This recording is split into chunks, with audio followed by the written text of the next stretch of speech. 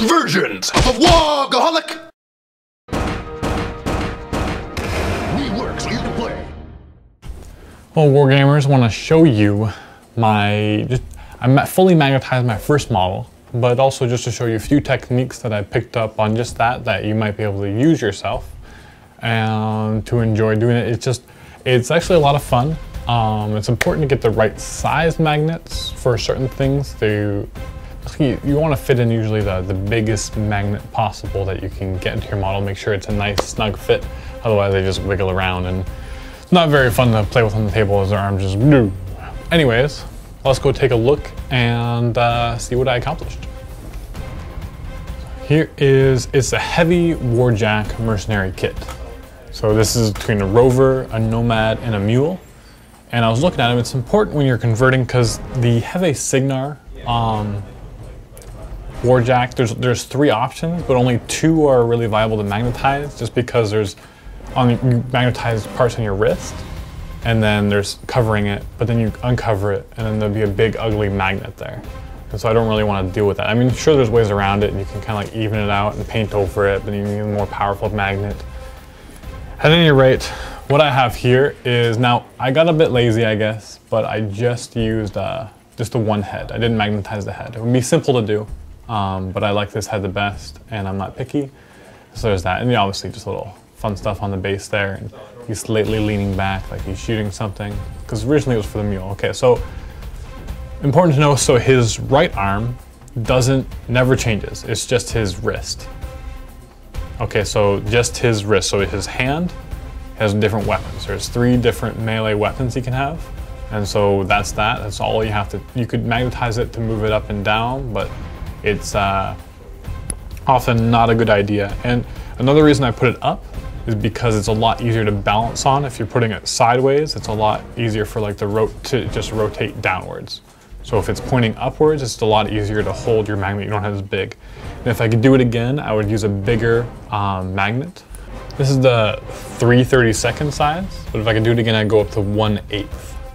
Just because there's a lot of weight and a lot of distance on the piece that you're gonna put on. And so you need as much grab as possible. See, a nice big wrist, it's easier to do the smaller hole. And that's what I got greedy with, and it's in there. I can still dig it out if I really wanted to. But bigger the better with magnets, if it's all gonna be covered. And then on the other side, then the whole arm changes. And so there you got the 1/8, definitely. And you don't wanna get too, so I said bigger the better. But for example, there's some like really big magnets, but because it's all rounded, you don't want it too big because you want to keep that rounded feel. And so I think that's about as big as you can go, but it turned out to work pretty well. And so as we're looking here, let's see. So let's build the mule, which is what I originally built this model for.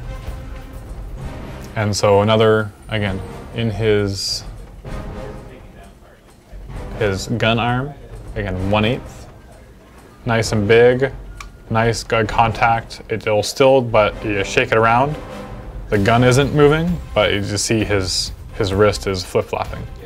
But if he's on the board and he's still, he'll be fine. There we go, see? All right, and then also another thing is that this was added on later. I should have done it before I glued his base, but just a 1/32 in there. And then I put some barrels and crate, with another 1/32, and they just pop on the back right there. And so that's not the toughest hold. If you just shake it a bit, it might come off. Well, it's shaky, it's not coming off, great, woohoo! But it's just because of the awkward angle I did a smaller base on a smaller magnet, but I would probably go to a 3/32 there as well. As you see, there's plenty of space. Go in 3/32 is actually a pretty awesome size. Okay, so there's the mule. All right, and so now we're gonna build the other ones. So obviously his arm's different, his gun is different, because it's only one gun. Well, kind of. All right, so we have another arm. And so again, I used only a 3/32. I could use another 1/8. I've ran out of 1/8 in my variety pack that I had opened. So I wanted to see if it would still work. And it's pretty good. Again, it's a bit looser now because of the smaller magnet. Again, bigger, better. Then, actually I forgot to glue the hand on him, but the hand doesn't change. So all you gotta do is glue the hand on there and you're fine. Then there's the Nomad, and so all you need, because this is a very small piece. It's not very bad, so you just, and it's not a lot of room to put the magnet in. And so the 1/32 worked fine. And poke that in, it fits, it's not gonna fall off. It's great. Perfect size for that. Then there's the Rover, I think. Yes, the Rover, he has a shield gun. Now this is a bit bigger. I still only used the 1/32 because as you put it on, it's not too much weight and it's a good angle and there's a good like crease on it. If it was just a flat against flat, I would have used a bigger one. But just because of that. And then obviously it's weapons. There's the Rover's axe. And the biggest, you can't really go bigger than this, just a 3/32 on the hands. If you could go bigger, again, because but it's a smaller weapon, so not as bad, and that holds nice. And so there's the Rover. Perfect like that. And then if you take those off and put it for the Nomad. Oh yeah, so I actually didn't put this magnet in. As you can see, I bored it out. So basically, I wanted to show this cool little technique I got, just so you can see how easy it actually can be to magnetize. For those of you who are curious how I actually got the holes inside the actual model. all I used was, this was just a Citadel, there we go, drill. It's a slightly larger drill bit.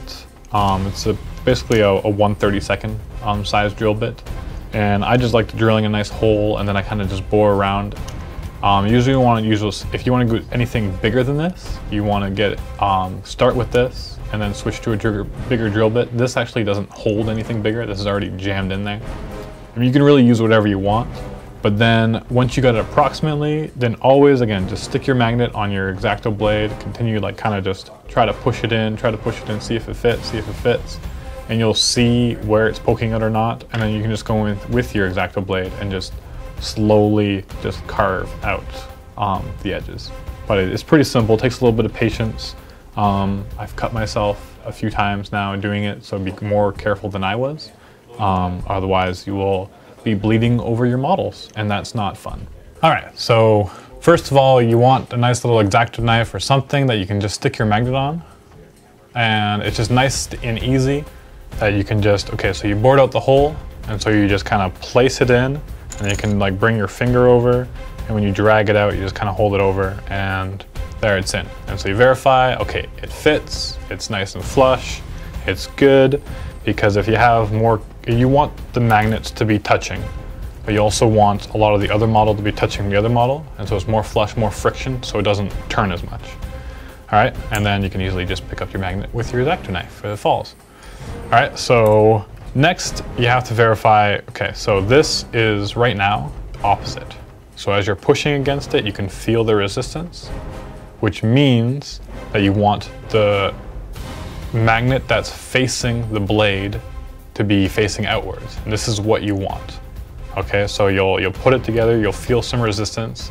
This is exactly where you want it. It kind of just lucked out. If not, then you just take it off, put it back on the other way, and then always verify the polarity of the magnets. All right, so you're there.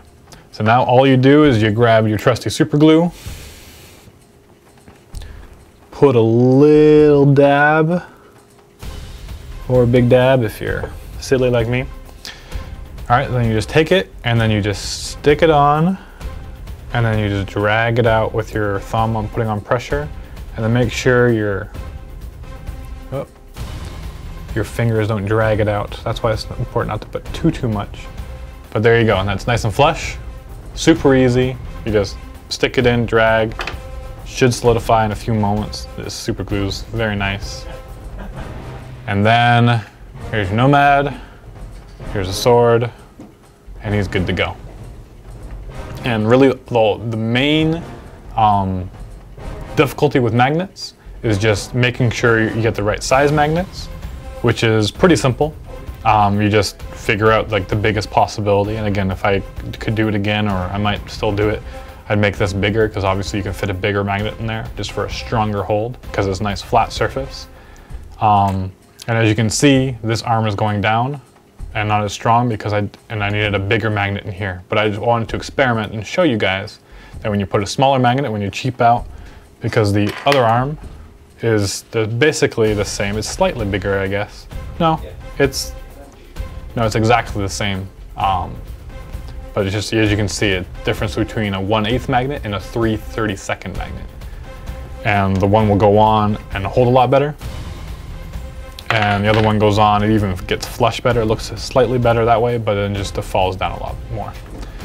So there's the heavy Mercenary jack in all its formations. And what you'll probably be seeing me use is the mule in upcoming battle report once it is painted.